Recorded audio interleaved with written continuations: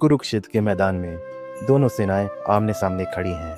एक तरफ धर्म और दूसरी तरफ अधर्म, और बीच में खड़े हैं अर्जुन, जो अपने ही रिश्तेदारों के खिलाफ युद्ध करने जा रहे हैं। लेकिन तब उनके मन में एक बड़ा सवाल उठता है, क्या सच में ये युद्ध सही है? चलिए जानते हैं अध्याय 1, अर्जुन विषाद। अर्जुन अपने सारथी श्री कृष्णा से कहते हैं, हे माधव, मुझे अपने रथ के साथ दोनों सेनाओं के बीच में ले चलो। मैं देखना चाहता हूँ कि कौन कौन मेरे खिलाफ युद्ध के लिए खड़े हैं। जब अर्जुन अपने पिता समान भीष्म और गुरु द्रोणाचार्य, भाई बंधु और मित्रों को देखते हैं तो उनके हृदय दुख से भर जाता है।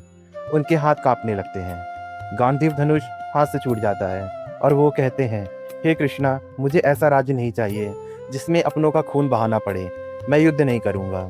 अर्थात लाइफ में कभी कभी इतना बड़ा कन्फ्यूज़न होता है कि हम डिसीजन नहीं ले पाते। अर्जुन जैसे महान योद्धा भी इमोशनली ब्रेक हो सकते हैं। चलिए अब जानते हैं अध्याय 2, सांख्य योग। श्री कृष्णा मुस्कुराकर अर्जुन से कहते हैं, हे अर्जुन, तुम उन लोगों के लिए शोक कर रहे हो जिनके लिए तुम्हें शोक नहीं करना चाहिए। ज्ञानी ना जीवित के लिए शोक करता है ना मृत्यु के लिए।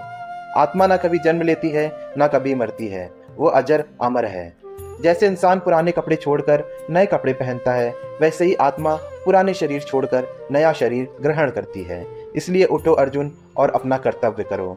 अर्थात आत्मा अमर है, मृत्यु सिर्फ बॉडी की होती है, सोल की कभी नहीं होती। ज़्यादा ओवर थिंकिंग भी खराब होता है। कर्म करो और फल की चिंता मत करो। चलिए अब जानते हैं अर्थात अध्याय 3, कर्मयोग। अर्जुन कहते हैं, हे कृष्णा, अगर ज्ञान सबसे बड़ा है तो मुझे युद्ध जैसा कर्म में क्यों लगा रहे हो? तब कृष्ण कहते हैं, इस दुनिया में कोई भी एक पल के लिए बिना कर्म किए नहीं रह सकता। कर्म करना ही जीवन का नियम है। जो इंसान अपना कर्तव्य को छोड़ देता है वो पाप करता है। इसलिए निष्काम भाव से काम करो। अर्थात काम से भागना गलत है, कर्म करते रहना ही हमारा धर्म है। निष्काम क्या है?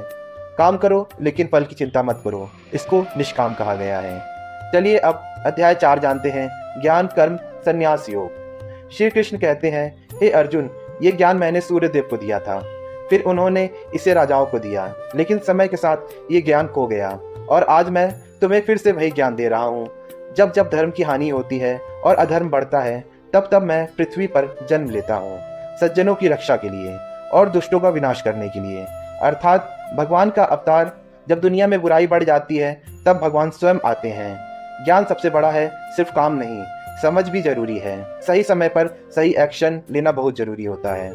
चलिए अब अध्याय 5 जानते हैं, कर्म संन्यास योग। अर्जुन पूछते हैं, हे कृष्णा, क्या कर्म छोड़ देना सही है या कर्म करना चाहिए? तब कृष्णा कहते हैं, कर्म त्याग और कर्म योग दोनों अच्छे हैं, लेकिन कर्म योग सबसे बेहतर है। जो व्यक्ति बिना किसी अटैचमेंट के कर्म करता है वो सच में योगी है। ना वो पाप से जुड़ता है ना पुण्य में अटकता है। अर्थात काम करो लेकिन उसमें चिपको मत। रिजल्ट आए या ना आए, अपना स्वभाव शांत रखो, कभी स्ट्रेस मत लो, अपना कर्म करते चलो। अध्याय 6, ध्यान योग। श्री कृष्ण कहते हैं, हे अर्जुन, इंसान का मन ही उसका दोस्त है और मन ही उसका दुश्मन। जो अपने मन को जीत लेता है वो सब कुछ जीत लेता है। योगी वही है जो अपने मन को कंट्रोल कर लेता है। शांत जगह पर बैठकर अपने मन को एक जगह लगाओ और ध्यान करो। अर्थात हमारा बुद्धि सबसे बड़ी ताकत होती है। अगर उसे कंट्रोल कर लिया जाए तो हमेशा सक्सेस मिलता है, अगर कंट्रोल में नहीं तो फेल्योर दूर नहीं। मेडिटेशन का इंपॉर्टेंस फोकस बढ़ाता है, स्ट्रेस कम करता है। चलिए अब हम अध्याय 7 जानते हैं, ज्ञान विज्ञान योग। श्री कृष्ण कहते हैं, हे अर्जुन, अब मैं तुम्हें अपने बारे में पूरी सच्चाई बताता हूँ। इस संसार में जो कुछ भी है वो सब मुझसे ही उत्पन्न हुआ है। मैं ही जल में रस हूँ, सूर्य और चंद्रमा में प्रकाश हूँ, और जो लोग मुझे नहीं समझ पाते वो मेरी माया में फंस जाते हैं। अर्थात भगवान सब जगह है, नेचर भी भगवान है और एनर्जी भी भगवान है। जो तुम्हें सच से दूर रखे वही माया है। चलिए अब जानते हैं अध्याय 8, अक्षर ब्रह्मा योग। अर्जुन पूछते हैं, हे कृष्णा, मृत्यु के बाद क्या होता है? कृष्ण कहते हैं, जो व्यक्ति अंतिम समय में मुझे याद करता है वो मुझे ही प्राप्त करता है। इंसान जो भी सोचता है अंतिम समय में वही उसकी गति बन जाता है। अर्थात मृत्यु और आफ्टर लाइफ के बारे में डेथ के वक्त जो याद आएगा वही रिजल्ट मिलेगा। जो तुम अब कर रहे हो वही फ्यूचर बनेगा। अगर लाइफ भर नेगेटिविटी तुम रखोगे तो लास्ट टाइम भी डर तुमको मिलेगा। अगर भक्ति और पॉजिटिविटी रखते हो तो तुमको शांति अवश्य मिलेगी। अध्याय 9, राज विद्या राजगुहा योग। श्री कृष्ण कहते हैं, हे अर्जुन, मैं तुम्हें सबसे बड़ा रहस्य बताता हूँ। मैं इस पूरी सृष्टि में व्याप्त हूँ, लेकिन फिर भी सबसे अलग हूँ। जो व्यक्ति मुझे सच्चे मन से बचता है, मैं उसका रक्षक बन जाता हूँ, चाहे कोई भी पात्र हो, फूल हो, फल या जल भी अर्पित करे।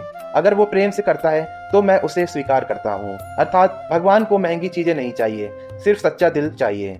तुम अकेले नहीं हो, भगवान तुम्हारे साथ हैं। चलिए अब अध्याय 10 जानते हैं, विभूति योग। श्री कृष्ण कहते हैं, हे अर्जुन, मैं ही सबका आधार हूँ। जो कुछ भी इस संसार में शक्तिशाली, सुंदर और अद्भुत है, वो सब मेरी ही शक्ति का प्रकट रूप है। मैं हिमालय में पर्वत हूँ, गंगा में पवित्र जल हूँ, सूर्य में तेज हूँ, सब कुछ मुझसे ही है। अर्थात भगवान सब जगह हैं, हर चीज में भगवान का रूप है। सूरज की रोशनी में, नेचर की ब्यूटी में, हर जगह भगवान विख्यात हैं। चलिए अब अध्याय 11 जानते हैं, विश्व रूप दर्शन योग। अर्जुन कहते हैं, हे कृष्ण, अगर आप सच में भगवान हैं तो मुझे अपने विशाल रूप दिखाइए। तब कृष्ण अर्जुन को दिव्य दृष्टि देते हैं और फिर अर्जुन देखते हैं अनंत मुख, अनंत आंखें, अनंत रूप। पूरा ब्रह्मांड कृष्णा के शरीर में समा गया है। सूर्य, चंद्रमा, अग्नि सब उनके अंदर हैं और अर्जुन डर से कांप उठते हैं। वो कहते हैं, हे भगवान, मैं आपको प्रणाम करता हूँ, मुझे क्षमा कीजिए। अर्थात ह्यूमन माइंड समझ नहीं सकता कि भगवान अनलिमिटेड हैं। भगवान हर जगह हैं, हर रूप में हैं। जब सच दिखता है तो उनका ईगो खत्म हो जाता है। जब तुम रियलिटी फेस करते हो तो तुम्हारा ईगो टूट जाता है। तब तुम सच में ग्रो करने लगते हो, जब ये सच्चाई तुम समझ जाते हो। चलिए अब अध्याय 12 जानते हैं, भक्ति योग।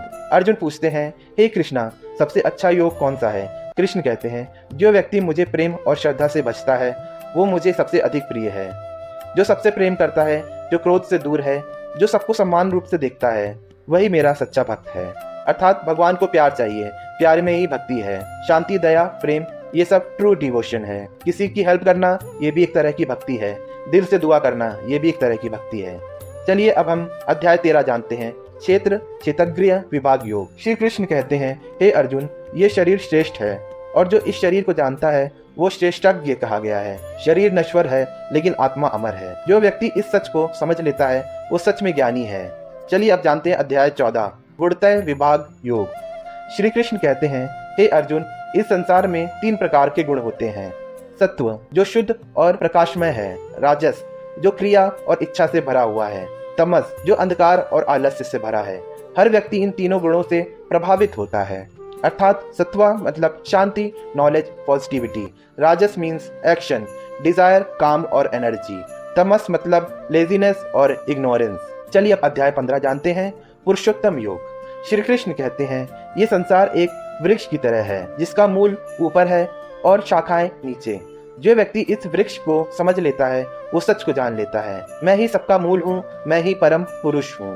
अर्थात लाइफ जो है वो एक पेड़ के समान है। रूट जो है वो भगवान है, ब्रांच जो है वो दुनिया है।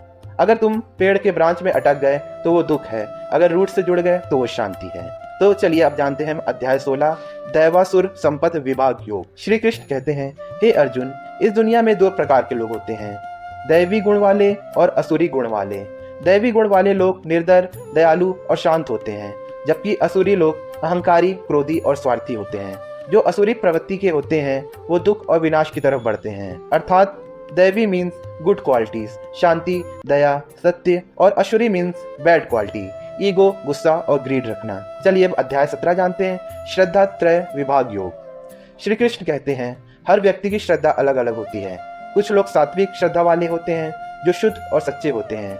कुछ राजसिक और कुछ तामसिक होते हैं। जैसे व्यक्ति का विश्वास होता है वैसे ही उसका जीवन बन जाता है।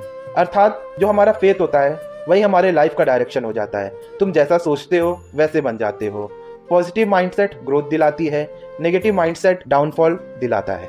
चलिए अब अध्याय 18 जानते हैं, मोक्ष संन्यास योग। श्री कृष्ण कहते हैं, हे अर्जुन, सभी धर्मों को छोड़कर सिर्फ मेरी शरण में आ जाओ, मैं तुझे सब पापों से मुक्त कर दूंगा। तू चिंता मत कर, अपना कर्तव्य करो और मुझे याद रखो, यही तुम्हारा धर्म है और यही तुम्हारी मुक्ति का रास्ता है।